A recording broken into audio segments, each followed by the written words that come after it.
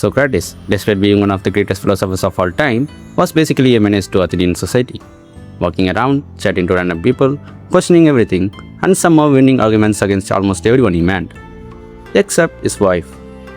Meet Xanthippe, a woman so harsh and ill-tempered that almost every ancient writer who mentions her makes her sound like she was constantly a pain in the ass for Socrates. One day, one of Socrates' friends finally asked how he manages to live with a woman like that. And Socrates gave an answer so insane that his friend ended up being more terrified of Socrates than of his wife. Wanna know what he said? Then watch this video till the end.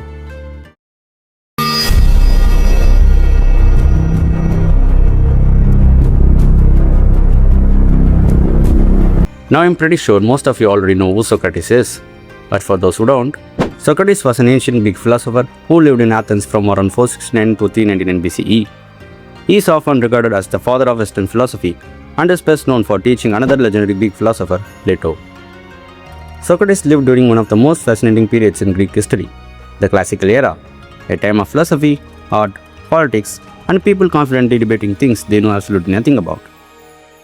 He also lived through the Peloponnesian War, where city-state Athens spent decades fighting Sparta. Now here's the weird part. Socrates never wrote down any of his ideas himself. Everything we know about his philosophy, and even most of what we know about his personal life, comes from the writings of his students and other ancient authors. Why? Because Socrates reportedly believed that writing things down could weaken memory and create people who only appeared wise instead of actually thinking for themselves. Which is ironic, because the only reason we know any of this is because somebody wrote it down. Given Socrates' intellectual prowess, one might imagine he would seek a partner of similar academic inclination. Certainly not someone prone to incessant nagging, right? Yet, Socrates married precisely such a woman, Xanthippe. Some of the text mentions she was one of the two wives of Socrates, a detail we will circle back to shortly. While the exact dates of Xanthippe's birth or marriage to Socrates remain elusive, it's plausible she was significantly younger, as Plato's writings suggest they had 3 children, 2 young and 1 a lad, when Socrates was nearing 70. Our knowledge of Xanthippe herself is scant. Ancient sources primarily mention her to illuminate aspects of Socrates' character rather than offering a biography of her own. Plato, for instance, depicts her sitting by Socrates on the eve of his execution, a scene devoid of any shrewish behavior. Here, she appears as a deeply caring mother and wife, arriving at his prison cell with their youngest son, and crying out in grief upon seeing his friends. The portrayal of Xanthippe as a nagging shrew largely stems from authors like Xenophon, another of Socrates' students, and subsequent traditions. In Xenophon's Symposium, the philosopher Antisthenes provocatively asked Socrates how he induced such a difficult wife. Socrates famously retorts that, much like a horseman who prefers spirited, mettled horses to docile ones for mastering horsemanship, he chose Xanthippe. His reasoning? If he could manage her fiery spirit and temperament, dealing with all other human beings would be a breeze. One can almost hear the collective gasp. Did Socrates just compare his wife to a horse? In Book of Xenophon's Memorabilia, we find a conversation between Socrates and his eldest son, Lamprocles, who is seething with anger at his mother. Lamprocles vents about Xanthippe's wild temper and sharp tongue.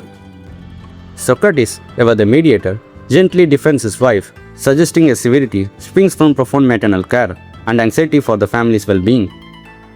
He uses this as a teaching moment, urging his son to be grateful and forgiving for her tireless efforts. These characteristics, as depicted by Xenophon, solidify the foundation for the enduring archetype of the nagging shrew in later traditions. Diogenes Laertius, a historian from around 3rd century CE, also contributes to this portrayal in his Lives of the Eminent Philosophers. Laertius compiled several famous anecdotes that vividly illustrate their combative yet undeniably fascinating dynamic. One particularly memorable tale recounts Xanthippe scolding Socrates for watching mythical history videos without liking or subscribing before drenching him with water. The philosopher, ever the stoic with the dry wit, famously quipped, "He did not say that Xanthippe's thunder would end in rain." It's worth noting that some modern retellings, jokes, and dramatic interpretations have, for comedic effects, exaggerated the story to involve urine, a detail that, while adding to the humor, lacks historical basis. Another gem from Diogenes Laertius involves Alcibiades complaining to Socrates, "Man, your wife's nagging is utterly intolerable." To which Socrates replied, Yeah, I know. I'm very well used to it at this point, much like one gets used to the constant noise of a water pulley. Alcibiades pressed further, "But how do you tolerate her?" Socrates shot back, "You too tolerate peace, right?" Alcibiades, missing the point entirely, responded, "Yeah, bro, but they give me eggs and chicks." Socrates, with a triumphant smirk, delivered the punchline, "And Xanthippe gave me children." Then there's the dramatic scene where Xanthippe, in a fit of pique, tore Socrates' cloak right off his back in the middle of the crowded marketplace. His friends urged him on, "Bro, you have to fight back." "Yeah, where's your testosterone?" Socrates retorted, "Sure, that way when we are punching each other, each of you can roar, 'Well done, Socrates,' and 'Well done, Xanthippe.'" Diogenes also reiterates the same horse narrative that Xenophon described, further cementing Xanthippe's spirited reputation. Plutarch, another esteemed historian, also recounts Xanthippe's fiery temper, which Socrates, in his philosophical wisdom, apparently used as personal training ground for his patience and emotional control. One particularly awkward day, Socrates unexpectedly brought a friend home for dinner. This seemingly innocuous act sent Xanthippe into a sudden, aggressive rage. In her fury, she not only scolded him, but also dramatically overturned the dinner table, effectively ruining the meal and everyone's mood. The friend, undoubtedly feeling the weight of the moment, might have thought, "Well, this is awkward." Socrates, however, calmly remarked, "At your house the other day, did not an ant fly in and do precisely the same thing, yet we were not upset?" His friend must have thought, Socrates, are you calling your wife a hen?" It's worth noting that this table-flipping story might be more legend than fact. Plutarch himself observed that the exact table-flipping story was also told about the wife of Pittacus, one of the 7 sages of Greece. This suggests that Plutarch viewed such anecdotes as broader, almost proverbial illustrations of philosophers enduring notoriously difficult wives to test their endurance rather than as strictly historical events. The Roman author Aelian offers another perspective, recounting a story where the Athenian general Alcibiades sent Socrates a large, beautiful, and expensive cake. Xanthippe, apparently unimpressed by this extravagant gift, knocked it out of the basket and unceremoniously trampled it with her feet. True to his nature, Socrates simply laughed and remarked to the others that she would now have no share in it. Interestingly, Aelian also provides more favorable, even glowing portrayal of Xanthippe's thoughts about her husband.